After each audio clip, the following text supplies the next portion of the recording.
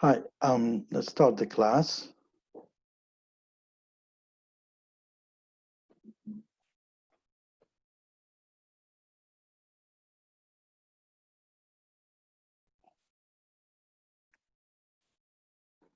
Okay,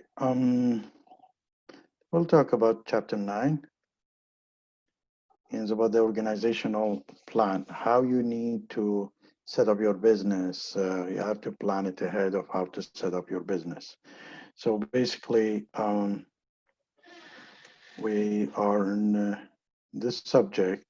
What we will do is, first of all, we need to develop developing the management team. And potentially investors usually, as you saw probably in the video, potential investors uh, most are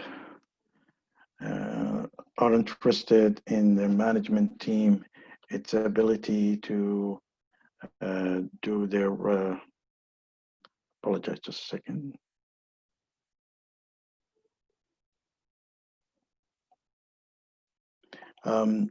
Potential investors are interested in the management team. They're not interested in individuals. So if you want to walk to any potential investors, you probably need to, have a team. It shows its ability and their commitment to the new venture. Investors usually look for the teams that operate the business full time. Investors perceive an entrepreneur taking a large salary, on the other hand, as a lack of commitment to the business. So you want to make sure that when you are coming to doing an entrepreneurship, you don't cut a big salary for yourself, because that shows that you're not you are not willing to take the risk. The entrepreneur should consider the role of the board in the supporting management of a venture. We'll talk about the boards later on. But here where we're going to talk, we talk about different legal form of business. And the reason we do that, because in the beginning, you need to know exactly what kind of a business you're establishing and what it's taking you, and when you're supposed change your business if it's necessary. So there is a three basic forms. There is a proprietorship, which is you are the sole owner, you own it. There is the partnership, which is a variation of liabilities, and there is the corporations, which is one additional form of is which is called LLC, which is limited liability companies. So in the beginning, when you establish your business, if you don't have a company, you need to think about which one you want to do, because each one has a pro and cons.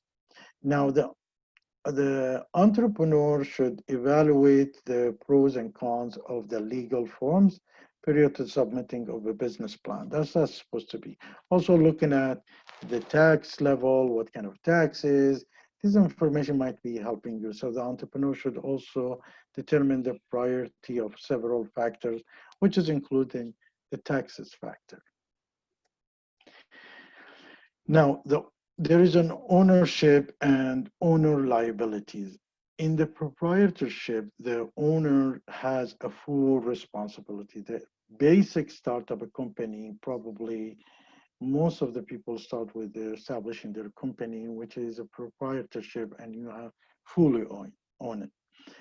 In a partnership, the owner may be general partner or limited partner. The partnership is a legal entity in a limited liability partnership. They are two different things, because we will talk about it probably later on, about where is the liability, how it's affecting the liability in case of proprietorship or in case of partnership. The third type, which is we talked about, is the corporation, which is the ownership hangs on shares of stocks owned. Now, in the proprietorship, and a general partner are liable for all aspects of the business. So if the business goes bankruptcy or lose, your personal goods like a car or a housing or other income, it's liable. So the bank might have a hands on it. On the other hand, and the corporation owners is liable only for their investment. So if you're investing in a corporation or a bank and the corporation goes bad, that money goes away. They will take over. They would not go to your personal things is protected. Now, so the creditor may seize a personal asset of the proprietorship and in the general partner. So that's what you call limited partners are liable only to their contributions. So how much they're contributing here, they will take away that part. But in LLP is a form of LLC, both protected personal, so that all they take over the person, they don't touch the personal things. Now, startup costs and continuity of the business. This is something that you need also to take into consideration when you establish your business form or legal entity. For proprietorship, the startup cost is a minimum. Probably you need to pay $60 as a startup, and you can do it online in 2 hours, and a few days later you have on your own company, especially if it doesn't have to go through process of naming. In a partnership agreement requires some kind of a legal advice and fees that you need to pay to the accountant or the lawyer to establish that. So the corporation, on the other hand, is created only by status. In a way, corporation gets established, and then legally by status is giving that. So it has to be registered and meet the statutory requirement. There's certain requirement that more the accountant, chartered accountant, and the specialized lawyer are involved, understand how to process that. There is a filing fees in it, there is a taxes in it, and a legal. I think it's roughly would cost you around to have a partnership. Maybe it's going to cost you around from 1,000 to 1,500, but the corporation probably over 10, 15,000. I don't know, really, but it depends on where you're doing this corporation. In case of proprietorship, the death of the sole proprietorship terminate the business. In the death of a general partner, terminate the partnership only. So whatever there is has to be a buyout or takeover of the share may be allowed. Here where you find lots of insurance companies trying to sell you some kind of insurance. What if your partner dies and you don't have money for it? So the insurance company will pay for you to buy the buyout. A death of a limited partner has no effect on the continuity of continuity of, say, he has 10% or minimum, but if he has the majority, that might affect it. The corporation has the most continuity because corporation is standalone and doesn't have an owner. The owners are the ones who own the shares, and the corporation usually stands alone.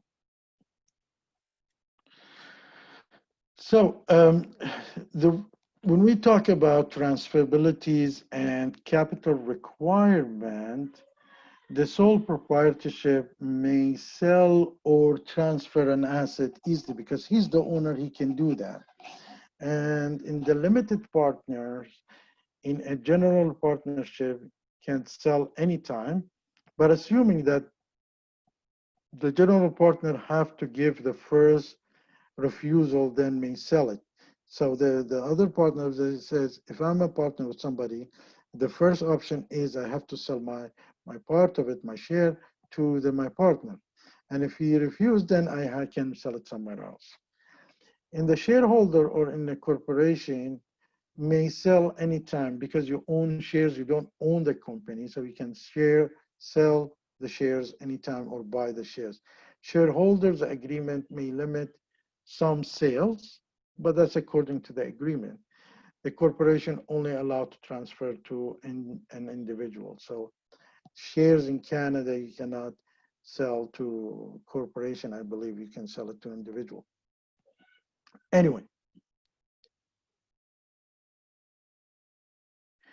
proprietorship must take out a loan or add a personal capital. So if you are owner of the company, there is two ways of doing it. It's to do a business, to get a loan from a bank by presenting your business plan to them, or add a capital from personal, for example, selling your house or selling your car, or getting borrow from the family. So borrowing may require an issuance of equities. So you need to put your equities online to get the loan. Partnership agreement change. If the partnership get a loan, if the partnership added fund, it is two different things. So if the partnership say add fund, he will have a more percentage in that company. But if the partnership get a loan from outside, then the whole partnership will be owning money to the outside. So they will keep the same share. But if one of the partner puts his funds more on it, so he probably will have more share in this case. In the new capital for a corporation, money can be raised by selling stocks and bonds, or borrowing money from in the name of the corporations. So the management control and the distribution profit, how these things divided different in the three different forms of business. And you probably need to know that because you need to have some kind of a level of management. You have to kind of a level of control over them. So you need to, in the beginning, define what kind of a business you need to go for. But in the sole proprietorship, has the most control over the decision because he's the only person. He can sell, buy, borrow, you know what I mean? But in the partnership, the majority is rules. So if you need to partner somebody because he's putting fund and you're doing the business and you want to have the control, you probably can ask for 151% and you give them 49%. So you have the majority shares there. So the limited partner have no control over business decisions. So if somebody has less than 49 and less, he has no control over the decision. Now, the management, now it gets a little bit more complicated. What if we have three partners? Still who, when the voting happening, who gets the majority is the ones who runs it. So if there is one has 50, then there's a 25 and 25, 50 and 25, 75, both say yes, and then 25 said no. So because of 75, they run this. So according to the majorities. Now, there is some kind of a management control. You need to be very careful when you establish your business as an entrepreneur. Management control daily business in the corporation, that's a different thing. In a business in a corporation, you have the long-term decision may require the stockholders and shareholders to vote. Stockholders affect the operation through, a board of directors. The board of directors represent majority of shareholders, and they make the decision. Now, proprietors receive all the profit, but in the same time, they receive all the loss. So if you lose in the business, they might have a hand on your housing, on your car, on your salary, something like that. But in the partnership agreement, outline the distribution of profit and loss. So if you put 50, you cover 50% of loss, or 40% of loss, or 30%. There's also, in case of loss, you have some kind of agreement. And in the corporation distribution profit through the stockholders, there's two kind of dividends. Stockholders, there is, shared dividends, and there's more details that you might probably get it in a more advanced course.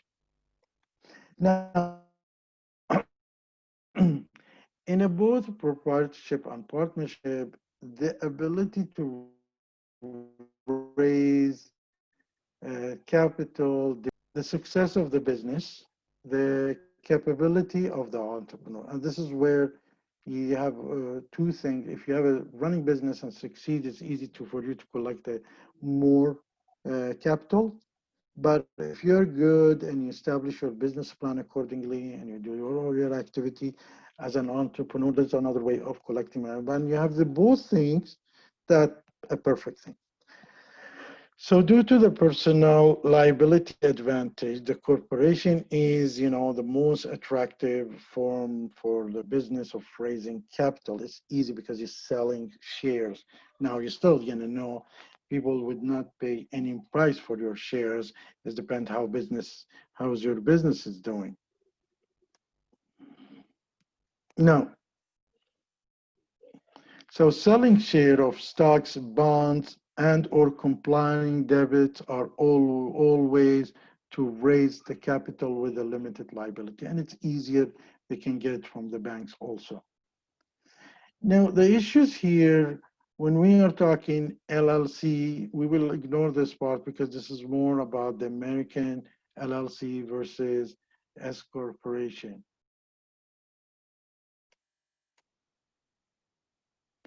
In the limited liability company, the characteristics is kind of the partnership corporation is hybrid. It's like they're not active. The corporation have shareholders, and the partnership have partners. The LLC has members. The shareholders, the manager might not be holding any share. The CEO might not be holding some share or majority of share or not share at all. So no share are issues. Each member owns an interest in the business. Liability does not extend beyond your share in that company, your capital contribution. Members may transfer their interest only with the anonymous written consent. In the contract, usually they tell you whether you can transfer your share. The standard terms of LLC is 30 years usually. Yeah, the life longer, and then after 30 years, they have to renew it. But the dissolution is likely when one member dies, the business goes bankrupt, or all members choose to dissolve the business. Laws governing of LLC usually is different from states to states, but it's very similar in Canada, but there is very limited difference between them from a provincial to another provincial. Now, when you come and design the organization, the design of the organization will be simple as entrepreneur may perform all the function because you will be one person or two people, you will do everything, but then you have to separate these things. You want to make sure you cover some functionalities, somebody else, your partner comes in, some functionality. Like for example, you can take care of the sales and marketing, he can take care of operation, something like that. So you need to divide these functions later on. A common problem we see, and in a significant reason for failure, when the entrepreneur is unwilling to give up responsibility or include others. So we had a class, it's called Mini MBA. The first question was asking us how many people, it was in UK, we did that. How many, he said, well, all of you guys, managers, how many of you guys think that their business would not be running if it's not there? Majority raised their hand. So he said, what about the people on the cemetery? There were some of them are managers who died, but their business is running. So you need to, try to give up some responsibilities and include others with it. If so, the entrepreneur may, if it doesn't, the entrepreneur may have difficulty transition from a startup to a growing business that maintain a success over time. When you're an entrepreneur and you start up a business, you need more entrepreneurship. But as the business is growing, you need to adjust and have more people who can do the bureaucratic things, comes and take over. Then you need people who can make the business grows. It's the culture change. Is like a human being when he's a child is different than when he's an adult, when it's growing old. These are things is also with the business like this. As the work increases, the organization structures definitely will expand. You need to spend good time on effective interviewing, and hiring must be in place. All design and decision involve personal reflect the formal structures. An organization also has informal structure. There is a formal structure. You need somebody to be an accountant, somebody is operations, somebody is sales, somebody is marketing. But there is an informal structure also. The organization culture, which is evolved over time and need to address the entrepreneur thing. Things is, how the culture is getting developed. You need, as an entrepreneur, to monitor it. The organization must identify the major activity required to operate effectively. So that's not an issue that you need to look at it, how to build your, also the culture part. So the members' expectations in design.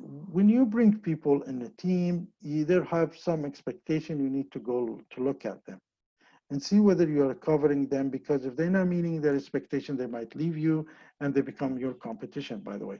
Sorry. The design of the organization is a formal and explicit indication of what is expected from each member. So there is two ways. What I'm expecting from the organization and what the organization expects from me. And there is a 5 areas that you need to look at it. First, you need to look at the organizational structure. How the organizational chart, and you can download lots of chart, who is supposed to report to what, at what level, what if in case of emergency, who is in charge, something like that. Then you need to do some planning, measurement, evaluation schemes, the goal and the objective of the venture. There should be in consideration, a good consideration of reward. If there is a bonus, there is a promotion and a praise.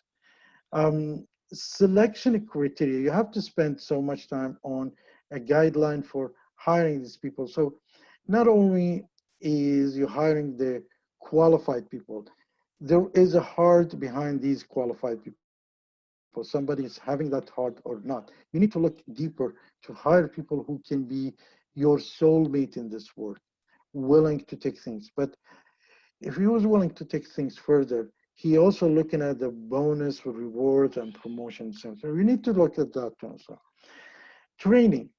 Whether you're going to do training on the job or off the job, formal education or learning skills. So you need to bring in people. How are you going to train them? How you get them ready to do the work with you? The organization design, maybe you can start it very simple and move it to complex. You don't have to make it very complex in the beginning. Now, once the things is growing, there is a changing roles in the evolving organization. Now, as the organization evolves and grows and develop, the entrepreneur decision roles becomes more critical for an effective organization. It means that the primary concern is to adopt the change and seek new ideas. Because you're an entrepreneur, you need to adjust some stuff or seek new ideas. When a new idea is found, the entrepreneur must initiate the development or delegate the responsibility. Somebody, you or somebody as a business development manager, will be in charge of these stuff. There will be a need to respond to a pressure by putting out fires. If there is a pressures on you, as an entrepreneur, how are you going to balance that? The entrepreneur will become an allocators of resources. After a while, when the company start growing, you allocate resources. You're delegating budget. You're delegating things and responsibilities.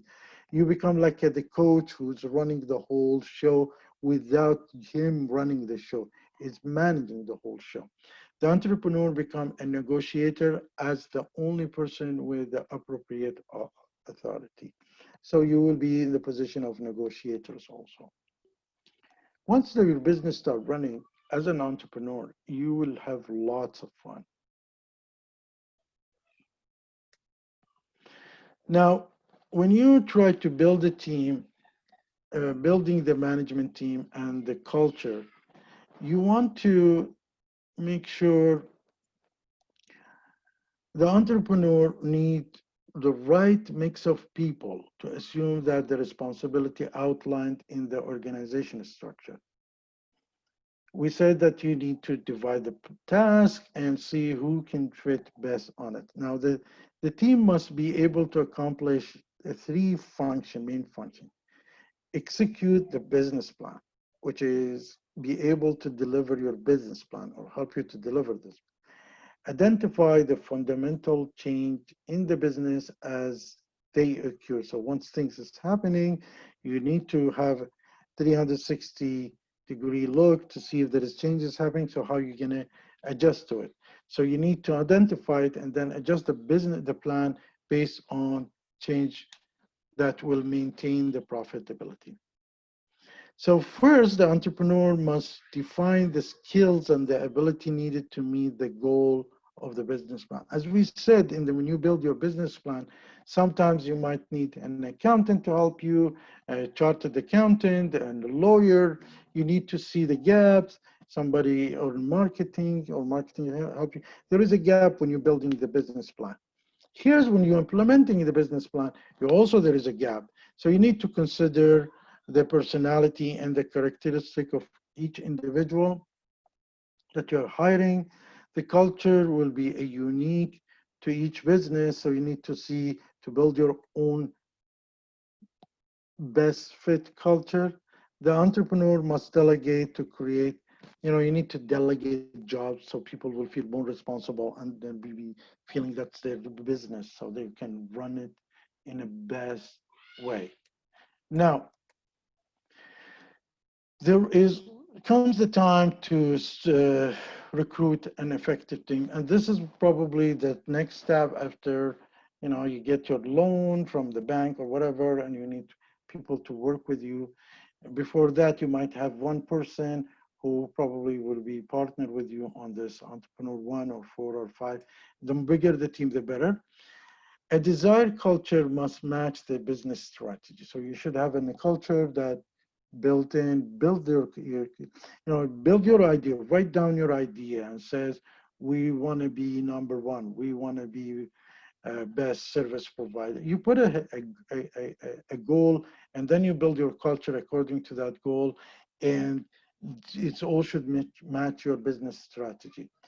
The workplace must motivate and reward good work. There must be flexible to try different things and spend extra time, especially on hiring process, because I said people are more than their skills, characteristics, their heart is more important. Understanding the significance of a leadership in the organization. Leadership should establish core values and provide tools so employees can effectively complete their jobs such as a reward. So you need to provide all the tools so they can really effectively complete their job. Finding an effective team and creating a positive culture is as critical as having an innovative, marketable product.